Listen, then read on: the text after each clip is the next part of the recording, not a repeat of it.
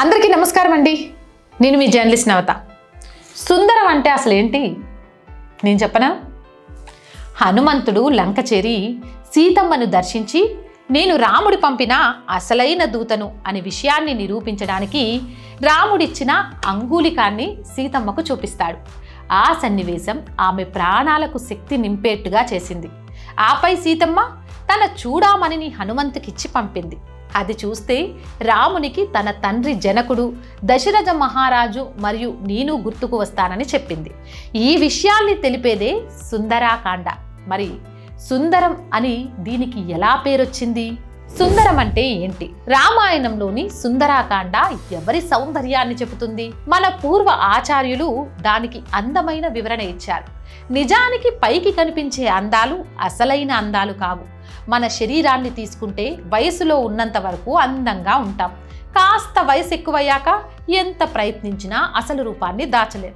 అందం అంటే అదేనా? అందం అనేది ఒక సాపేక్షికమైనది. ఒకరికి అందం అనిపించింది, మరొకరికి అనిపించకపోవచ్చు. అందుకే కాకి పిల్ల కాకికి ముద్దు అని సామెత చెప్తారు. కానీ మన పెద్దలు ఆనందమే అందం అని చెప్పారు. ఏది ఆనందాన్ని ఇస్తుందో అదే అందం. ఎవరికి వారికి అయితే ఒక్కొక్కరికి వేరుగా కాకుండా అందరికీ సామాన్యేన ఏది అందమైనది, ఏది ఆనందదాయకమైనది? శ్రీకృష్ణదేవరాయలు ఒకనాడు తన మనవడిని ఒడిలో కూర్చోబెట్టుకొని ఉండగా సభలో ఆయనకు ఒక సందేహం కలిగిందట.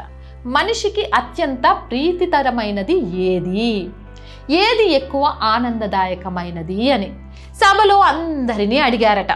అక్కడ ఆయన ఒళ్ళో మనవడు ఉన్నాడని చూసి మనిషికి ప్రేమ మనవడిపై ఉంటుందని చెప్పారట. పక్కనే ఉన్న తెనాలి రామకృష్ణుల వారిని అడిగితే ఎవరి దేహం వారికి ప్రీతి అని చెప్పారట. ఇకపై అందరూ చెప్పారట, తల్లికి బిడ్డపై ఉన్న ప్రేమ కంటే మించింది ఏదీ లేదని.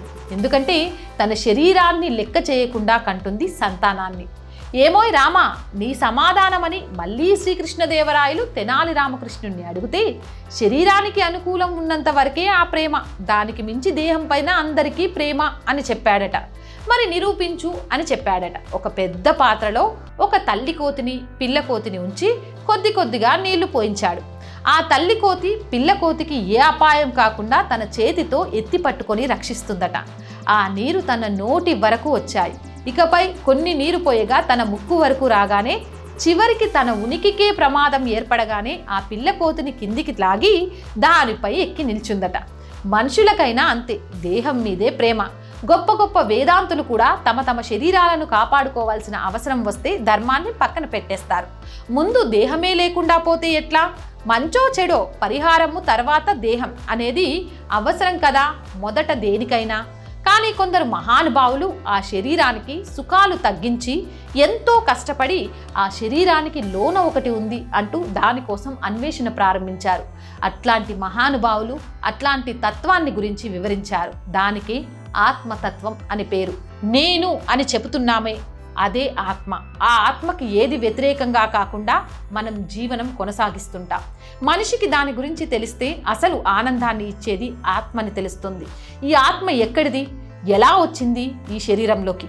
తెలిసి ఎవరూ రాలేదు. ఈ జీవుడికి వెనకాతాల ఒకడు ప్రేరేపించేవాడున్నారు. ఈ జీవుడికి శరీరమంతా వ్యాపించేట్టు చేస్తుంటాడు. వాడుంటేనే ఈ శరీరానికి ఒక లెక్క, లేకుంటే శవమని అంటారు. వ్యాపించి పని చేయించుకునేవాడు కనుక ఆత్మ అని పేరు పెట్టారు. ఇలాంటి ఆత్మ అనేది ప్రతి ప్రాణికోటిలో ఉంది. మరి వీటన్నిటినీ కలిపి నడిపించే శక్తి ఎక్కడ ఉంటుంది? మనం ఆకాశంలో లెక్కలేనన్ని నక్షత్రాలున్నాయి, ఒక పద్ధతి ప్రకారం నడుస్తున్నాయి. వీటిని నడిపేదెవరు? ఇన్నిటిలోనూ వ్యాపించి ఉన్నవాడిని పరమాత్మ అని పేరు. ఇన్నిటిలో నడిపించేది, అది నీలో కూడా ఉండి నడిపేది. అంటే ఆత్మకు కూడా వెనకాతల ఉంటుంది. ఎట్లా ఉంటది అనేది మన బుద్ధికి అందేది కాదు. శాస్త్రం చదివి తెలుసుకోవాల్సింది. ఇంద్రియాలకు గోచరించేది కాదు. అంతకంటే సూక్ష్మం కనుక శాస్త్రాల్లో ఆ వెనకాతల ఉన్న పరమాత్మ దయామయుడిని, కరుణామయుడిని, ఈ ఆత్మని ఉద్ధరించాలని అనుకుంటాడు. కనుకనే మనల్ని ఈ శరీరంలో పెట్టాడు. దాన్నే జీవితం అని అంటారు.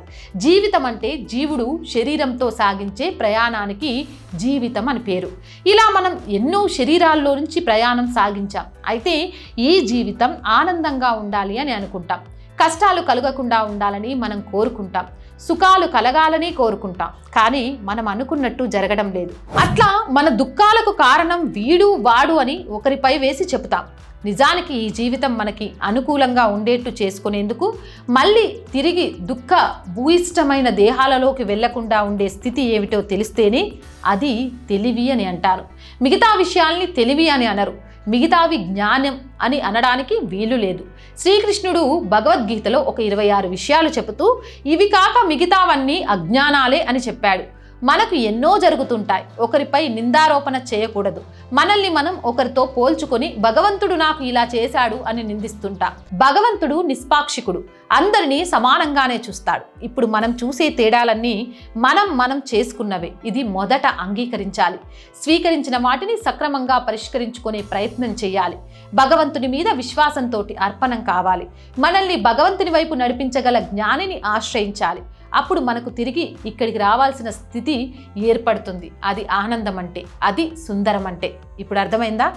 ఆ రామాయణంలో ఆ భాగానికి సుందరకాండ అనే పేరు ఎందుకు పెట్టారు అనేది అర్థమైందని అనుకుంటున్నాను. ఏదైనా సందేహం ఉన్నా, నేను చెప్పిన దాంట్లో ఏదైనా మార్పులు చేసుకోవాలన్నా కింద కామెంట్ సెక్షన్లో పెట్టేయండి. జై హింద్, జై భారత్, జై శ్రీరామ్.